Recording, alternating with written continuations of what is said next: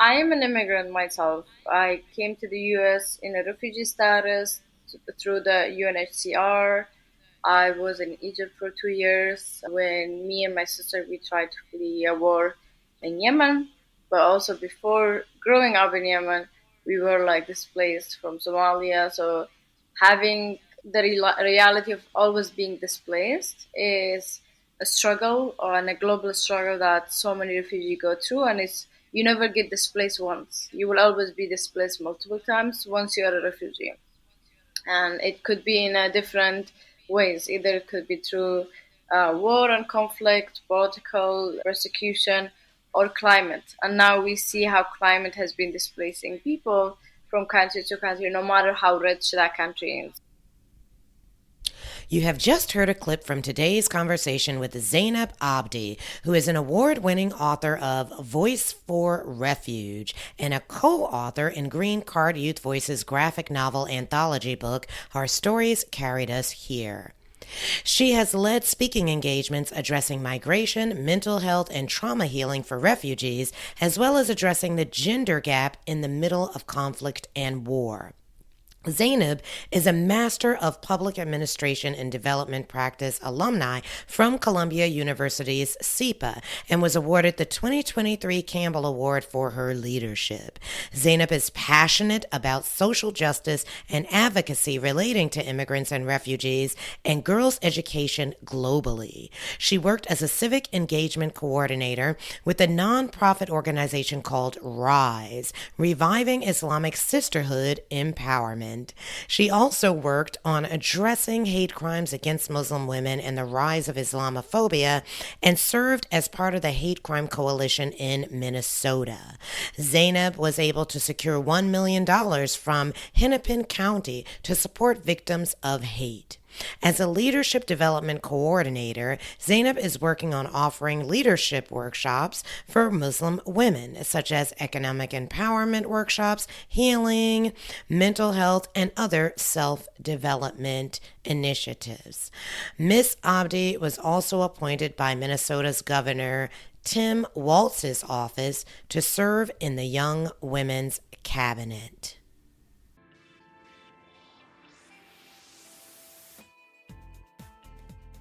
Welcome to RBERNing Questions, a professional learning podcast where we answer your most compelling questions about teaching, serving, and supporting multilingual learners. I'm your host, Jasmine Coaxum, and through our talks, I look forward to bringing the methods, philosophies, and stories behind teaching multilingual learners to light. Let's get into the show.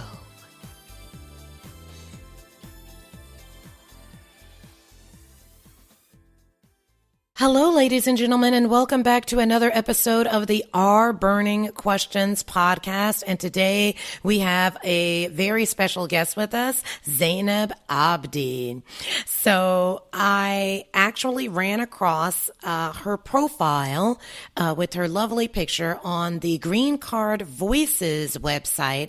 Now, Green Card Voices, they were a vendor at the NICE TESOL conference last year in 2023. And I also believe I've seen them as a vendor at a few conferences in the previous years. And so I decided to look onto their site to find a guest for this podcast. And I saw Zainab's lovely photo and her job description. And I said, I really have to reach out to this young lady and have her be a guest on this show. So Zainab, why don't you just start by telling us about your current role, or should I say roles? Yeah. Hi, thank you for having me. I'm really excited to share a little bit about myself. So, I have been working in multiple organizations, including Green Card Voices. So, more than 7 years I have been working with Green Card Voices as an immigrants and refugee youth ambassador. So, my work focuses more on empowering young authors, young storytellers to understand the power of storytelling, how they could use their voices not only to share their stories but to do impact, such as when it comes to hearing, to policies, to advocacy, and to shifting the table and the narrative with their stories and voices. So that's the work I do with Green Card Voices mainly. I also worked in multiple places, but currently I work with Human Concern USA. It's a humanitarian aid organization, and I am their sustainable development consultant. I do mainly work with projects within the US and also support projects outside of the US in East Africa and other places. But we focus on empowering new immigrants, people who need aid, displaced refugees, and other humanitarian disaster. That's the current work I do. And beside that, I am an advocate for social justice, and I have been doing my advocacy work, speaking up about things that's happening within the U.S. content, also within outside of the U.S. in Africa, in the Middle East, and also in North and South America as well, and other places where there is so many issues happening related to climate, but mainly things related to the refugee disaster and war and conflict. So, I would like you to share with the audience what inspired you to do this type of work. Like the advocacy or the storytelling? I feel like all of it is part of Yeah. advocacy, right? Everything that you just explained. So, what inspired you to actually do this, to go this route where you are trying to empower people to use their voices, specifically immigrants and maybe underserved populations, to use their voices? Yeah, I am an immigrant myself. I came to the US in a refugee status through the UNHCR. I was in Egypt for 2 years when me and my sister we tried to flee a war in Yemen. But also before growing up in Yemen, we were like displaced from Somalia. So having the reality of always being displaced is a struggle and a global struggle that so many refugees go through. And it's you never get displaced once. You will always be displaced multiple times once you are a refugee, and it could be in a different ways. Either it could be through war and conflict, political persecution, or climate. And now we see how climate has been displacing people from country to country, no matter how rich that country is. So experiencing what I experienced from firsthand helped me a lot to not only understand what the reality looks like from the ground, but also understand who has been holding the mic for a long time and is speaking on behalf of us. And that's where we really wanted to like shift that the mic no longer should be on the hand of politicians, on the hand of people who only report back but not allow for people to share their own stories. And that's why my work on storytelling and advocacy started from there. So I make sure that we are in control of our narrative, we are in control of also our solution, and we are in control of our own advocacy. And that's also why the book Voice for Refuge is emphasizing on that voice of our own voice and our own narrative and what that means from there. I'm really glad that you mentioned your book because that is definitely what I wanted to spend some time talking about next. So, again, for the audience, the book's title is Voice for Refuge. Our stories carried us here. And I'm just going to read a little bit of the book summary, which explains a little bit more about Zainab. So the summary states that Zainab was born in Somalia and raised by her grandmother in Yemen, where they experienced a simple but beautiful life before unrest came to the country. Follow Zainab as she flees to Egypt with her sister. Feel the love she is greeted with in America when she joins her mother and two sisters she has never met. Watch her grow as an advocate as she takes on the leadership opportunities with high school and university. Upon meeting Malala, this last name is a little difficult for me, You, Yousafzai, and speaking at the United Nations, she becomes a voice for refuge. And then it goes on to say that her graphic memoir that your graphic memoir is basically told in both English and Arabic.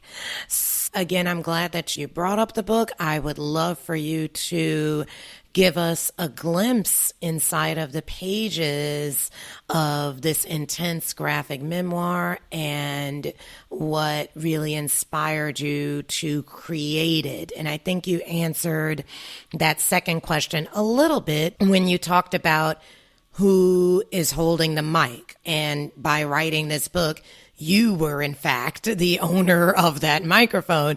But just give us a little bit of a glimpse inside of some of those pages. Yeah, I would like to start with why this book is in English and Arabic.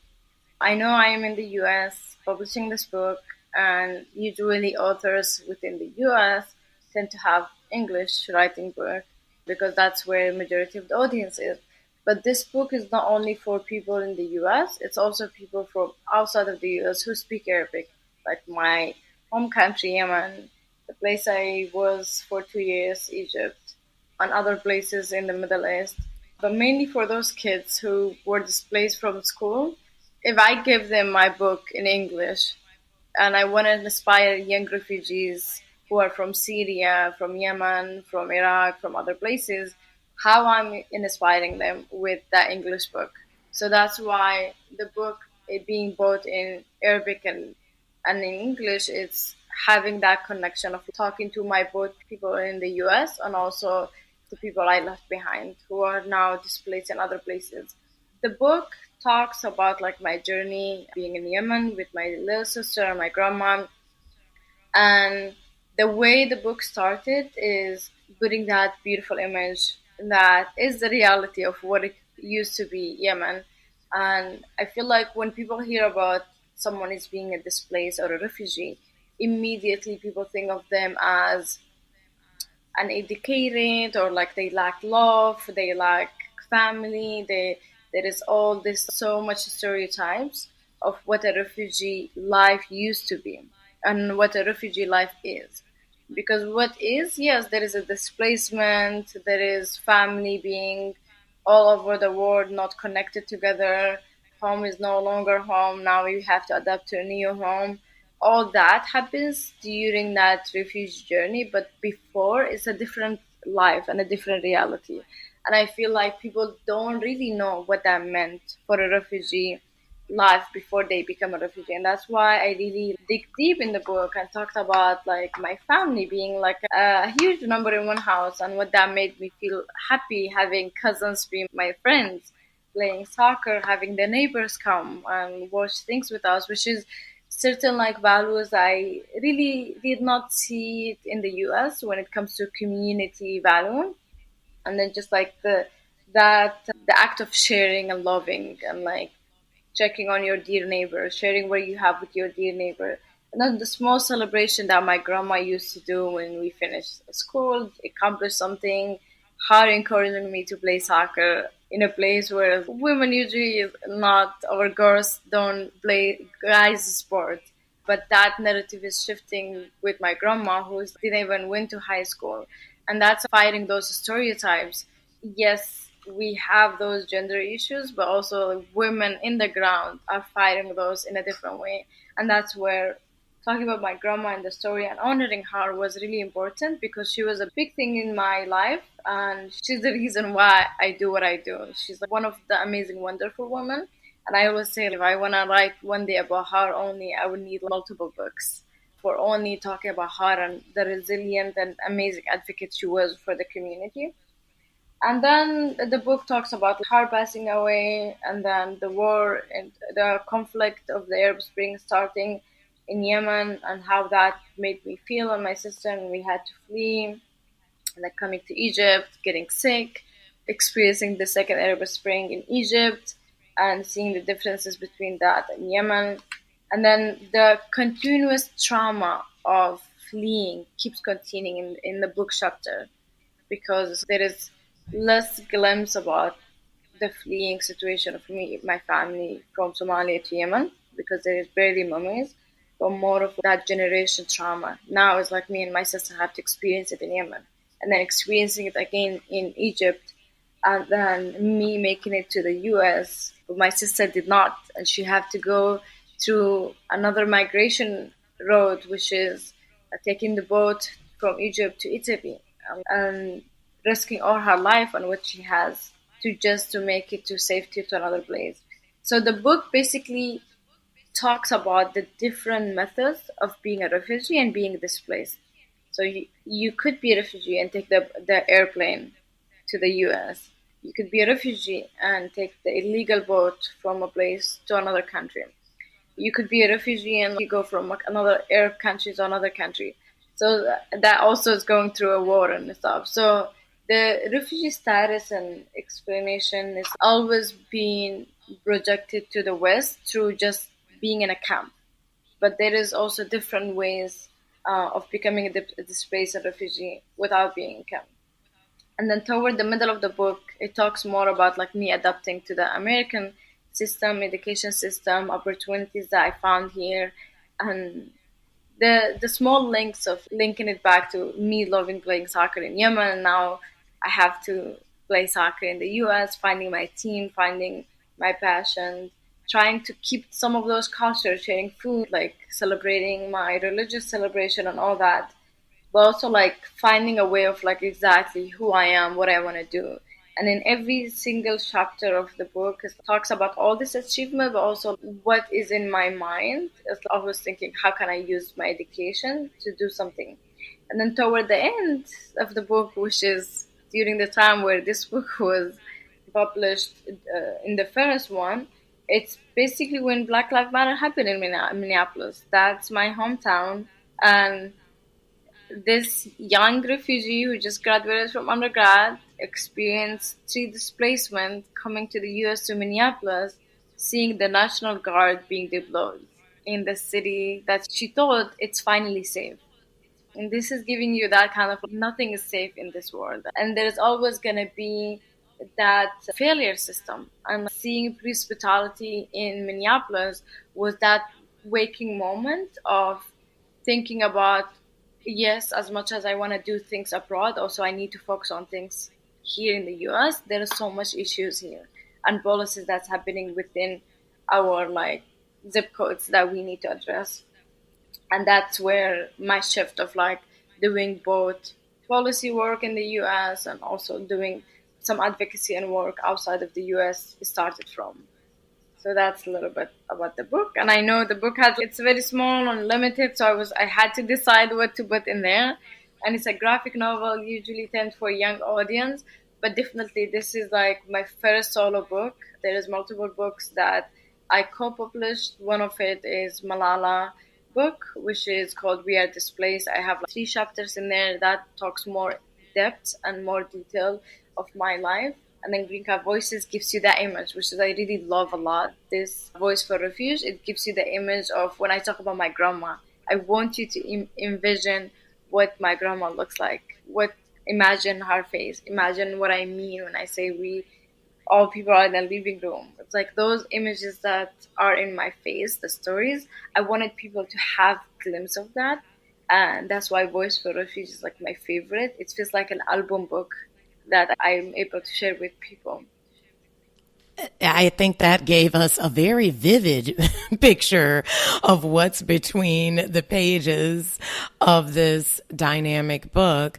Not only what was, let's say, illustrated and written between the pages, but the complete inspiration behind it. And I really like that you emphasized the fact that the immigrant story is often depicted in a certain way, right? And then when I happened to watch a video of a bookstore event in June of last year, Madgers and Quinn booksellers, and you were talking about your book and you were being interviewed.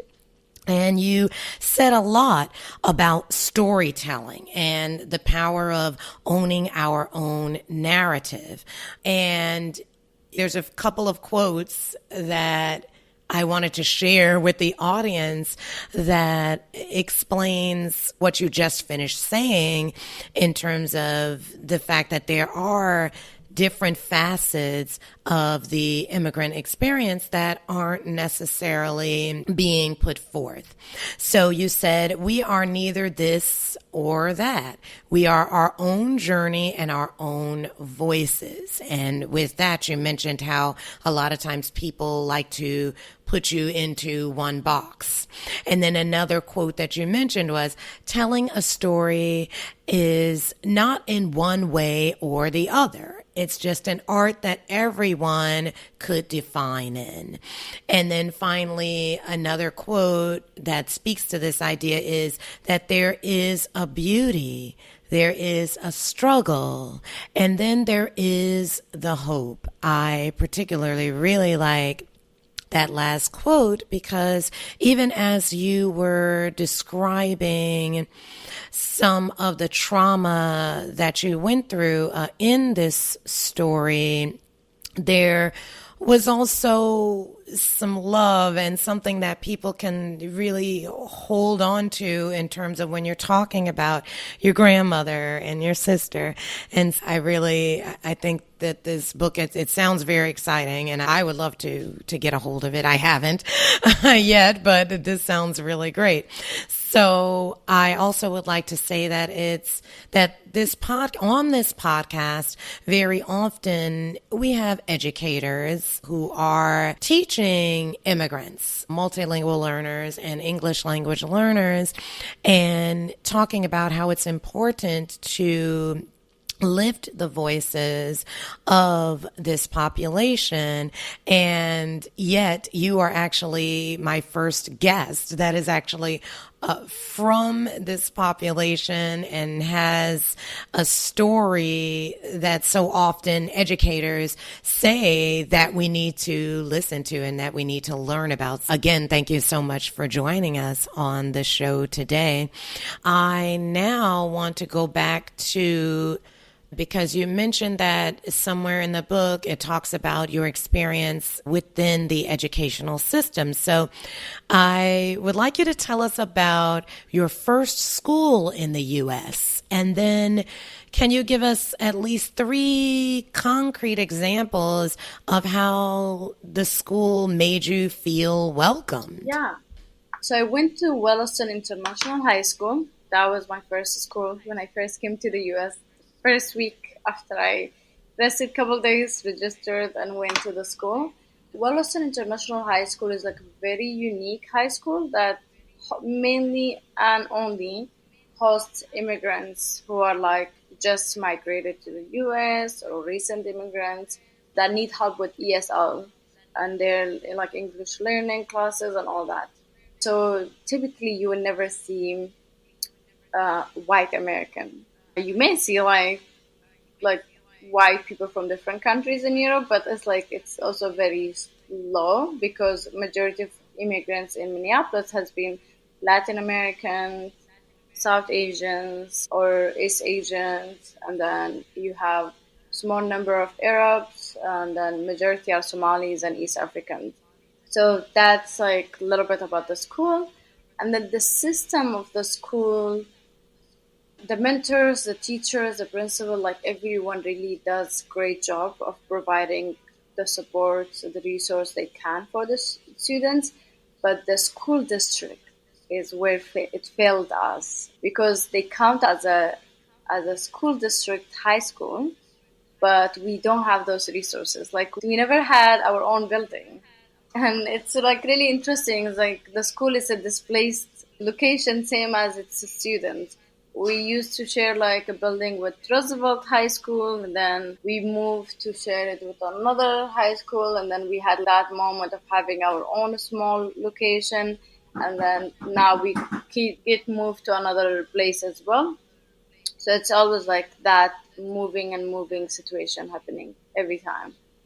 And then from being moved from a place to a place, it really has been hard. Especially I think I moved twice when I was in that high school. The school system, like, they have like sport, but we are not officially registered, so there was like some of those barriers. And then in the book it talked about like how me and a group of students went to the a school board hearing, and we expressed our frustration. One is we don't have even a location. Second is we don't have really a place to call it like a home, and a place to like our own school. It's just like we are sharing with other schools. The last thing was within the school system that I felt that was it was not accommodated to the unique, diverse students is the food. We were having American food when like 99 or like 100% of the students are not like Americans. Like they have their own culture food, or like majority of the students eat like certain kosher or halal system. So that's why we had to advocate also for like we need healthy foods that also like could accommodate our culture, and then our need has been like met with that. So that's a little bit about how the school system works. Again, it's like a lot of us struggling with ESL, like trying to learn. So it's going to be hard to expect the majority of the young kids to be able to have a higher score of SAT, ACT scores, which is gives them less chances to get into those Ivy League schools. The ACT, SAT was like the hardest thing about the school, and that's why one thing I encountered when I applied for Harvard, and I was like, we are not able to get into all this Ivy League school because we have to have like high scoring scores for SAT and SAT, and that's why I was like, okay, maybe we need to fix the system within that, and that's why when I was in undergrad, I was advocating for how schools could eliminate the ACT and SAT scoring, and it took me 4 years to really keep advocating, and then I ended up being going to Columbia University. That's the other education system. And I think Columbia, it's like an Ivy League, so definitely you see different rank of people, different environment, a different way of also thinking. But I will say it's like there were more immigrants who more international students who are like in a different setting than the immigrants in the US, which is you could tell so different people. And I feel like international students from they come from all over the world versus like immigrants they came from all over the world with different experience. Now, the reason that I asked you this question about naming three specific things that made you feel welcomed in the school is because you were telling a story also, again, at this book selling event where you did not feel welcomed when you were on public transportation, and you said something about just smiling, having a friendly smile towards a stranger on the train, and them reacting to you in a very negative way, and you then wondering, is it because I'm black? Is it because I'm wearing hijab? Like, why are they responding to me this way? But then you mentioned that it was different in school and that you felt more welcomed in Yeah. schools. So I know I mentioned more of the system and the struggle and all that, but going back to your second question, which is I wasn't able to answer, which is what are the three things that make me feel welcome to school? Definitely, number one are the students themselves, especially when I talk about my high school. It's like, it's not only the diverse people, it's like, but we are all like anti bullying, anti judgment. Besides, we all are like learning English together, like all are like slowly trying to adapt to new culture. So, which makes it we all in the same level and there's no that hierarchy compared if I went to another high schools where majority of people born here and feeling that I have to speak with an accent and someone maybe not understanding me or makes fun of my accent. And that was not the reality with this high school because everyone was in that like stage of we all are learning, we all are supporting one another. And that was like one of the amazing things I felt about that being welcome. The culture, the different culture also of the people, and they bring their culture forward during the culture day was another way for me to feel not only I'm able to learn from these people cultures and who everyone where they came from, their dance, their food, it's also a space for me to present my culture and my dance and my food.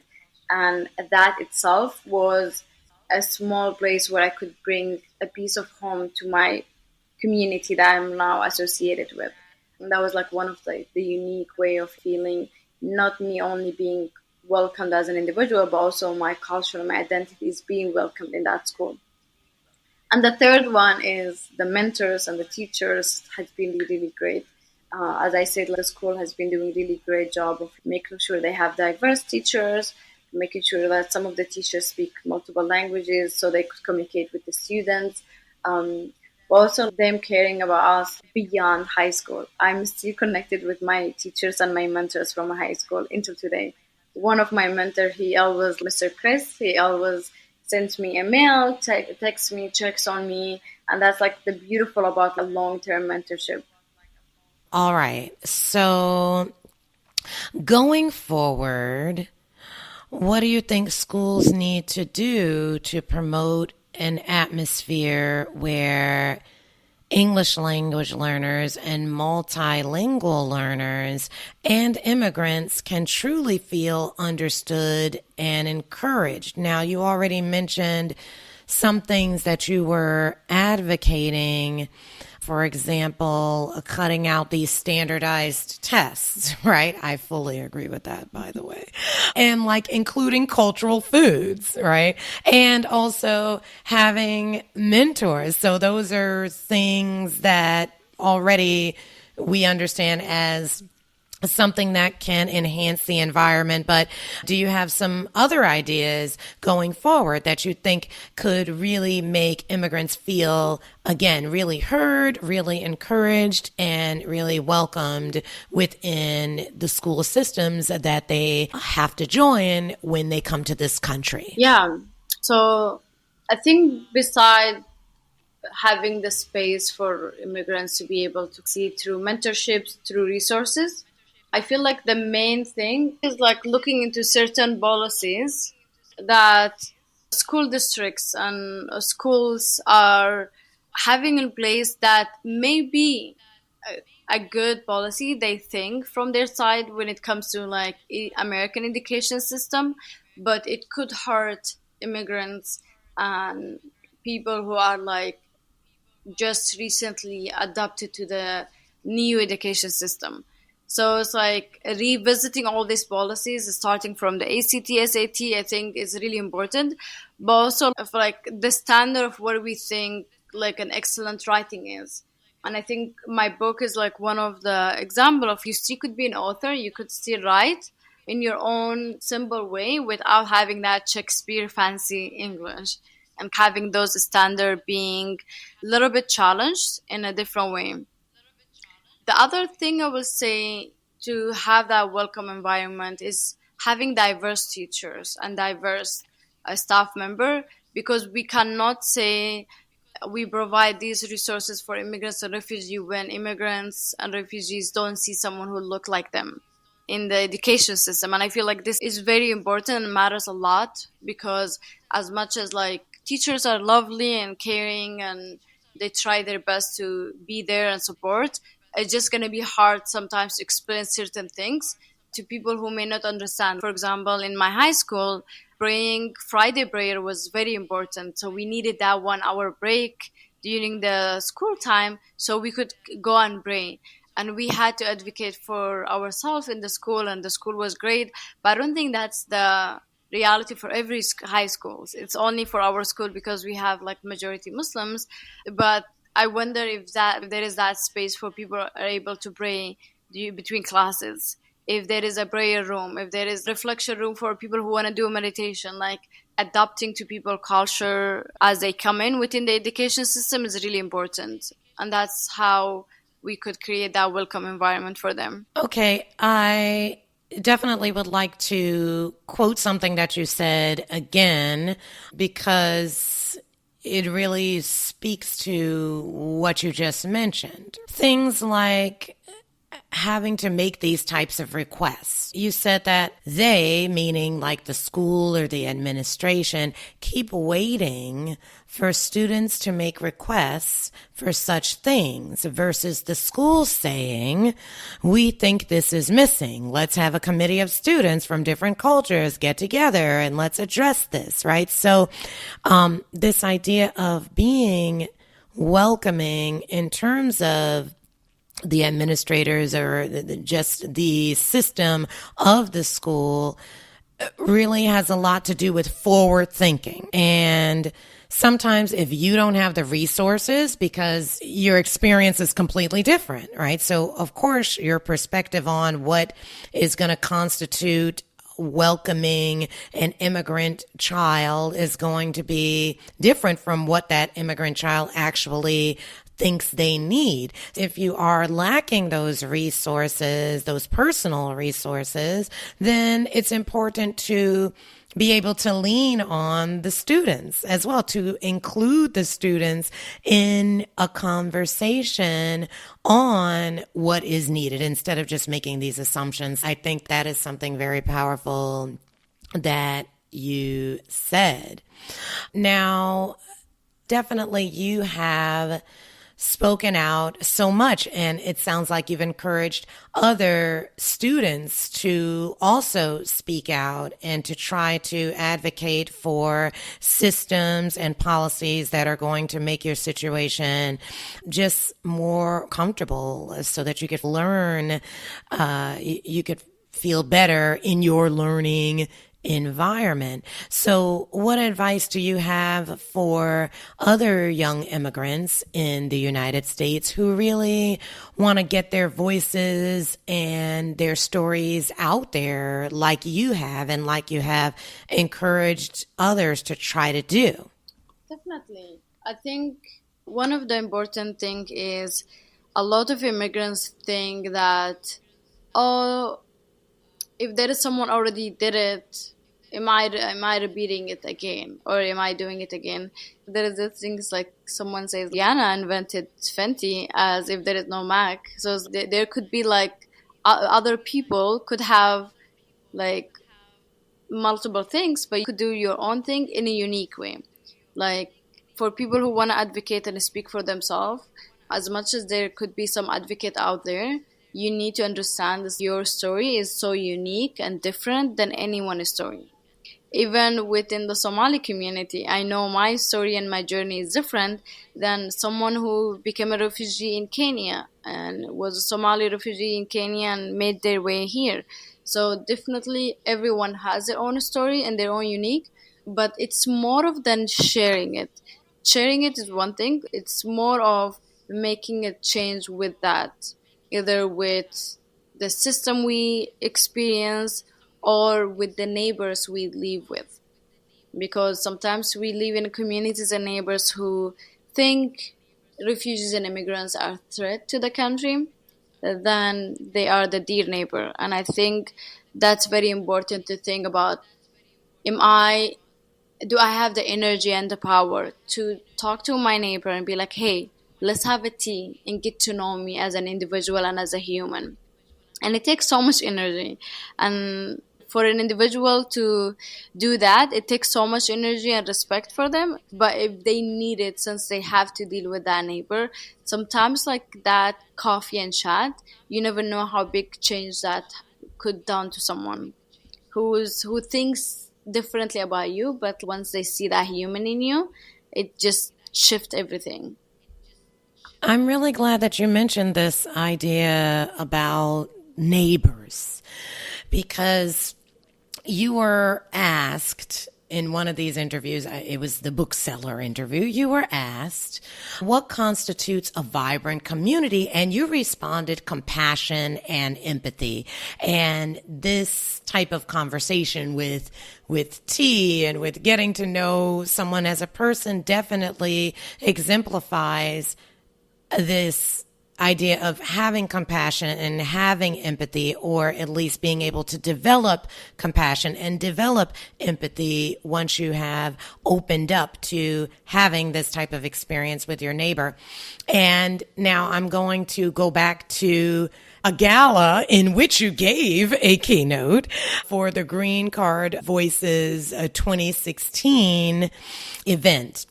And what you said about the needs of people like yourself, right? So you said, what I want from the community is just to try to open your heart, try to open your arms. All what immigrants need is a bare hug and understanding and encouraging. So, Zainab, I have to say that as I was watching a lot of your appearances, listening to a lot of your speeches, I really was very touched by a lot of what you had to say. And this was definitely one of the most touching statements that I think that you made, because it really just gets to the heart of the situation, right? It gets to the heart of everything that we're talking about and everything that you are doing in terms of your advocacy work. So for our audience, what do you have coming down the pipeline? Where can people find out more information about your work? Do you have any upcoming projects or things that you would like to make the audience aware of? Yeah, so for people in the US, I try my best to host some book events within certain states, either Minnesota, New York, or other places. Just keep an eye on that. My book is on Amazon, like on the Green Card Voices. You could buy it from there for sure. But other than that, just I have more of like speaking events. There is one coming up in Minneapolis. It's called Assembly.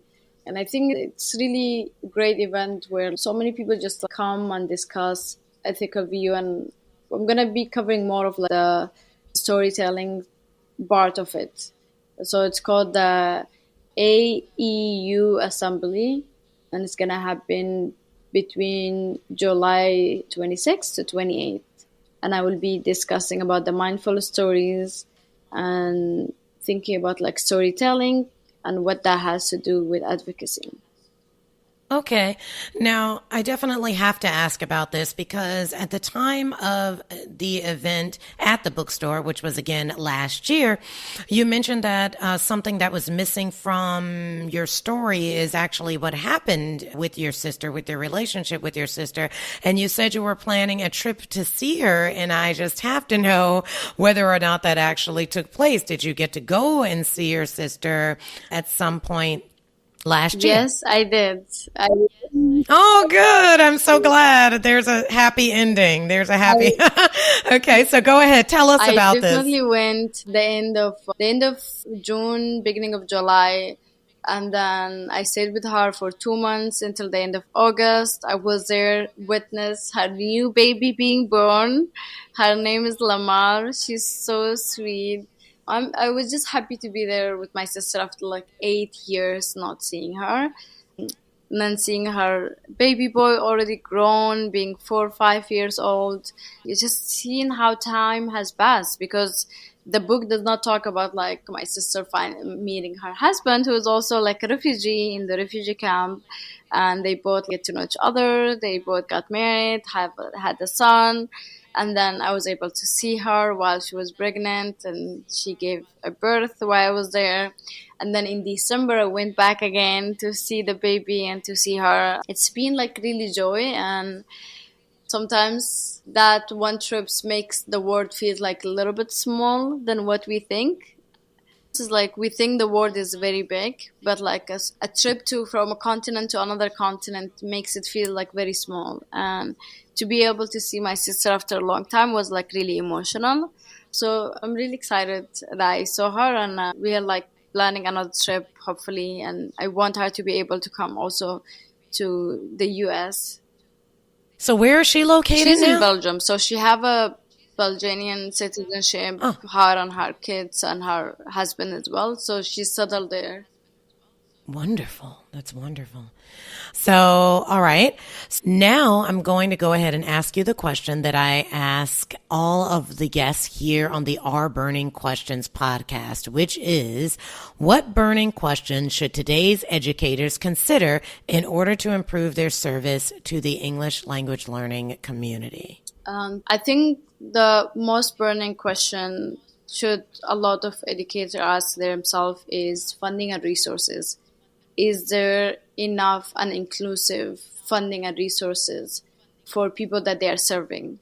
Because it's great to be compassionate, to be there and support, but when there is no fundings allocated from the school district or from the education system toward those needs, it makes it harder for both educator and the students to be able to receive those services.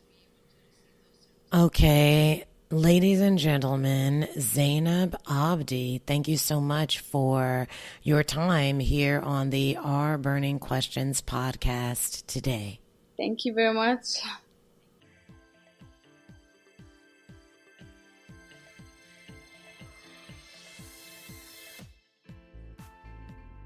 Thank you for tuning in to RBERNing Questions, produced by Mid-State RBERN at OCM BOCES. If you would like to learn more about today's guest or any of the resources we discussed, please visit Mid-State RBERN's webpage at ocmboces.org. That's ocmboces.org. Join us next time where we hope to answer more of your burning questions.